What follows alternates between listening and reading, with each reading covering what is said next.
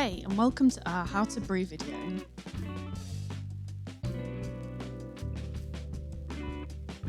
A successful brew begins before any ingredient touches your equipment, so scrub down all your surfaces from the hob to the countertop to the sink.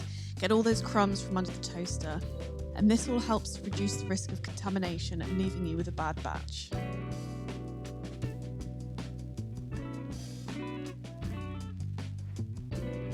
Next up is the equipment, and even if it's brand new, wash all of your equipment with warm soapy water and let it dry out on a clean surface. The equipment that you're going to need is a fermenting bucket, including the lid, a metal stirring spoon, thermometer, 10 litre stock or cooking pot, airlock, brew bag and a measuring jug.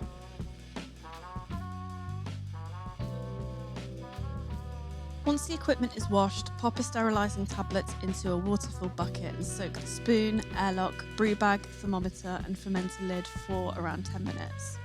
With the lid, you'll need to rotate this round every few minutes to make sure that it all gets completely soaked.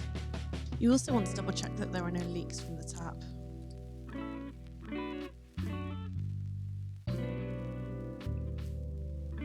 So here is where we get to the good part.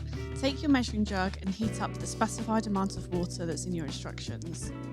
Stretch the brew bag over the stock pot and add the thermometer over the top so you can keep an eye on the temperature throughout the mash.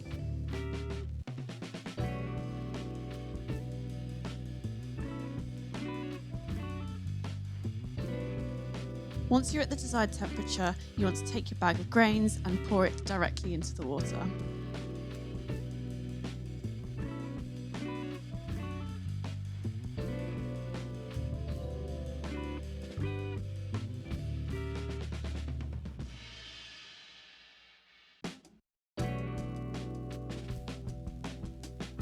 Give them a good stir to get all the delicious malty goodness infusing in the water.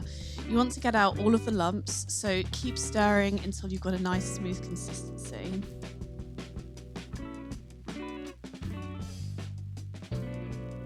Then come back and give the grains a stir a few times throughout the boil to help extract all of the sugars into the wort.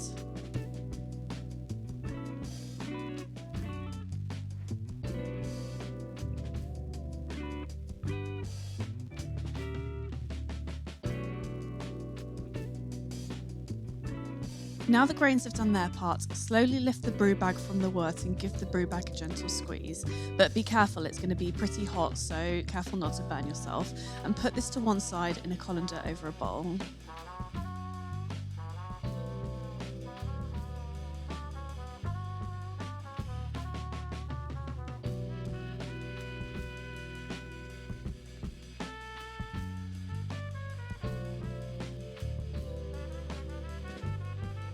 At the same time, boil the kettle and leave the water to cool for 20 minutes. Slowly pour the cooled kettle water over the grains. This part is called the sparge, and it helps to catch any final sugars that are in the grain.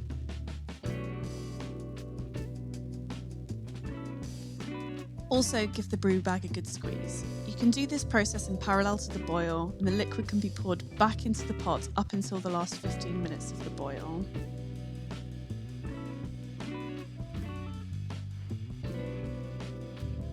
For the boil, raise the temperature of the wort so you have a continuous rolling boil.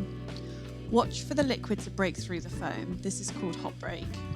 At this point, you can refer to your hop table and the instructions.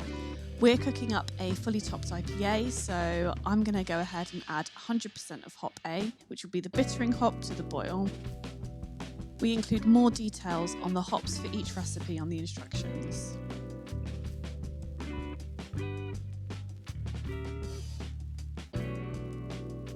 Then add the hops as per the hop table throughout the boil. At the end of the timer, take your pot off the heat immediately.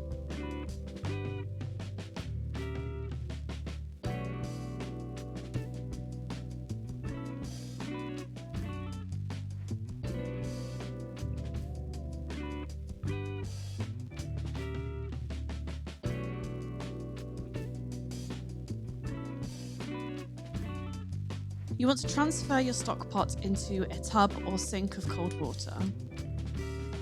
From here on out, it's super important to keep your environment sterile. The wort will be just at the right temperature for unwanted bacteria growth, so keep it covered from air exposure. This water will get hot pretty quickly, so keep an eye on it, and after around 5 minutes, drain the water and refill the sink with fresh cold water. It's on this second soak that we usually add the ice cubes and ice packs. Leave this until it cools to 24 degrees C, which takes around 20 minutes.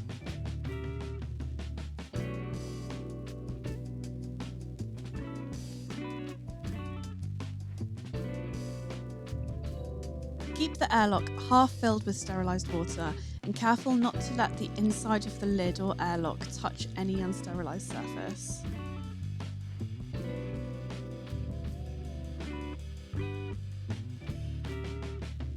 Run some sterilised water through the tap and then pour the rest out.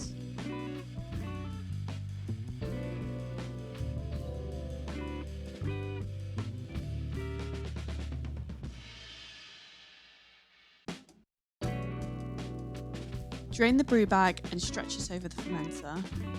Ensure the tap is closed and pour the wort into the fermenter.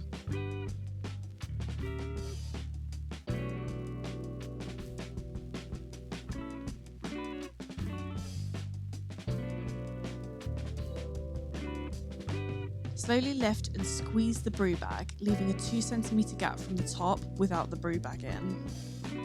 Don't worry if there's not enough wort. Depending on the size and the shape of your stock pot and the intensity of the boil, you may end up with slightly more or less liquid than is needed. You can top this up during the bottling phase.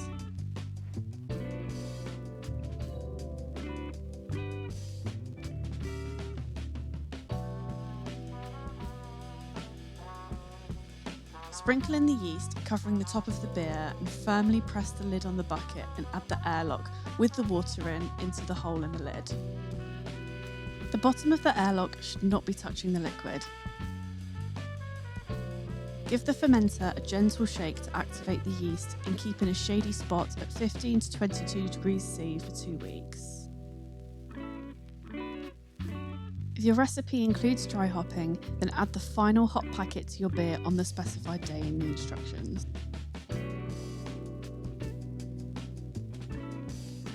We're almost there and it's starting to taste a lot more like beer.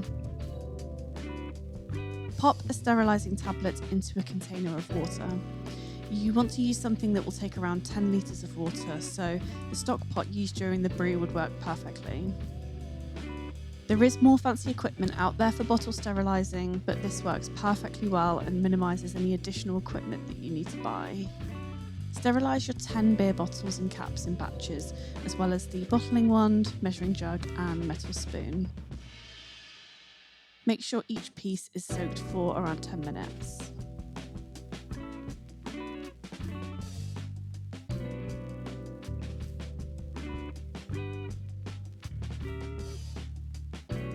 Once you've managed to get the lid off, pour the dissolved sugar into your beer for carbonation.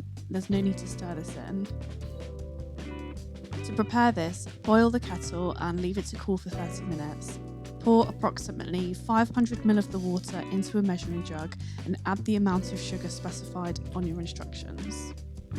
A note here, if your wort came to below the 2 cm line during the fermentation step, it's here that you make up that quantity and add more water as necessary.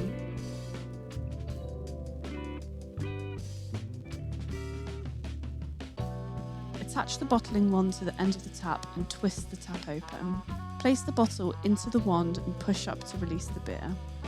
You want to fill the bottles to the ridge, which is approximately 3 cm from the top. Clamp the caps to seal and you're done. Keep the bottles in a dark spot for another 2 weeks at 15 to 22 degrees C.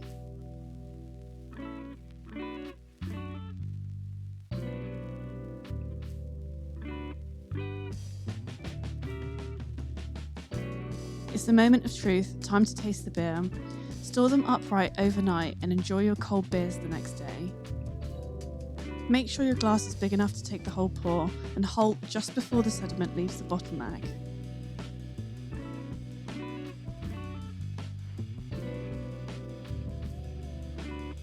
enjoy your craft beer creation and stock up ready for your next batch.